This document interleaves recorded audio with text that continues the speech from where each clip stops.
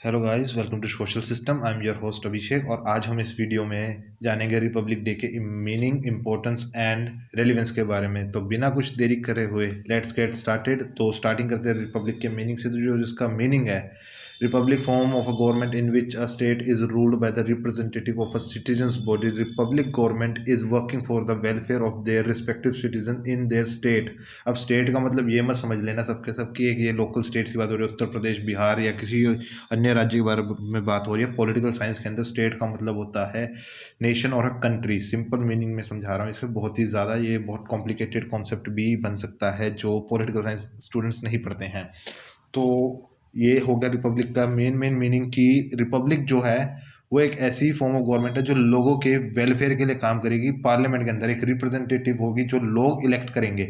लोगों के इलेक्शंस जब किए जाएंगे, लोग जब इलेक्शन में पार्ट लेंगे और अपने रिप्रेजेंटेटिव को चुनेंगे, तो वो पार्लियामेंट के अंदर जाके लोगों के कंसर्न्स को एड्रेस करेंगे और उनके ऊपर लॉ बनाएंगे ताकि लोगों को बेनिफिट्स मिले इस फॉर्म से। बट रीज़न यही है इस वीडियो को बनाने का कि उस दिन रिपब्लिक डे क्यों मनाया जाता है। जिस दिन हम लोगों ने हमने अपना कॉन्स्टिट्यूशन अडॉप्ट किया था, हमने अपना कॉन्स्टिट्यूशन एनफोर्स किया था, बट लेकिन उस दिन तो कोई इलेक्शन हुआ नहीं था। रिपब्लिक तो ये कहता है कि इलेक्शन के थ्रू हम एक अपने रिप्रेजेंटेटिव को चुनते हैं।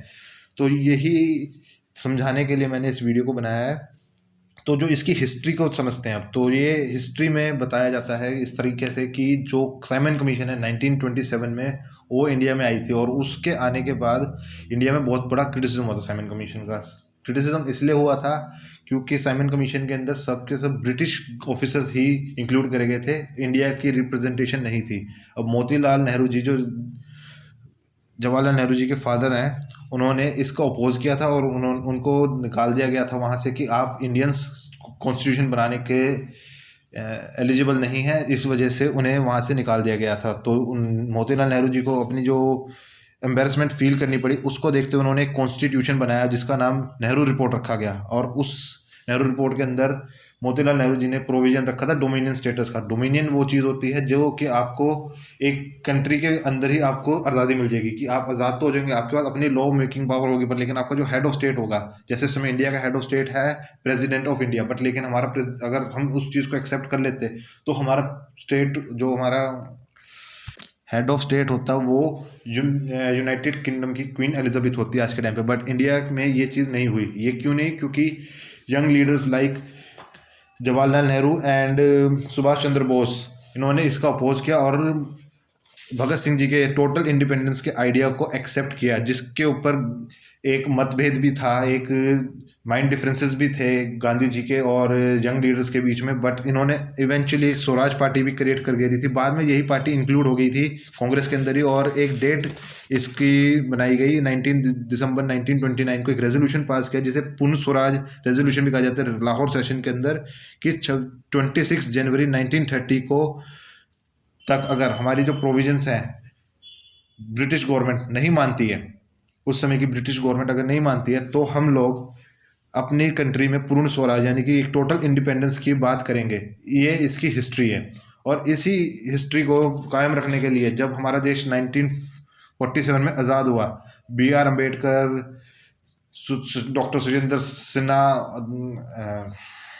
जवाहरलाल नेहरू, राजेंद्र प्रसाद जैसे कट्टर लीडर्स ने इस चीज़ के रेलिवेंस को देखते हुए कि हमारा कॉन्स्टिट्यूशन किस तरह से फ्रेम किया जाएगा, तो ये वर्ल्ड का लार्जेस्ट कॉन्स्टिट्यूशन बना, जिसके अंदर उस समय 395 आर्टिकल्स थे और 8 शेड्यूल्स थे और 22 पार्ट्स थे। एट प्रेजेंट इसमें 465 आर्टिकल्स हैं, 25 पार्ट्स हैं एंड 12 शेड्यूल्स हैं।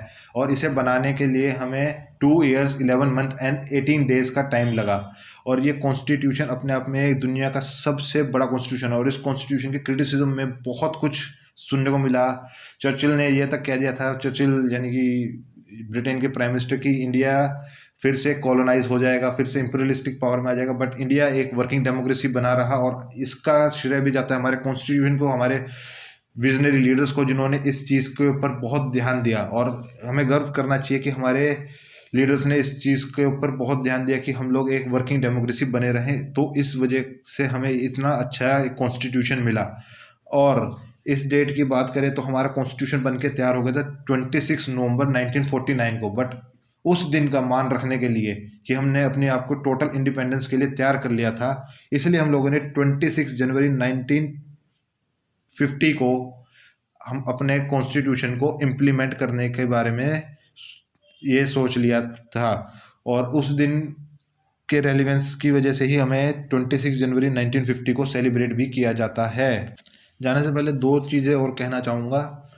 एक तो एक क्वेश्चन है सबसे कि नेशनल वोटर डे कब बनता है, और एक फ्रीडम फाइटर और एक नेशनल लीडर में क्या फ़र्क होता है। कि जो फ्रीडम फाइटर होता है वो एक कंट्री मेकर होता है, वो एक ऑनेस्टी से काम करने वाला इंसान होता है। कि देश बनाने वाले लोग तो वो ईमानदार थे, देश बनाने वाले लोग ईमानदार थे, पर देश चलाने वाले लोग ईमानदार नहीं रहे। Thank you. और अगर आपको ये वीडियो नॉलेजेबल लगे तो प्लीज़ इसे शेयर करें और लाइक करें।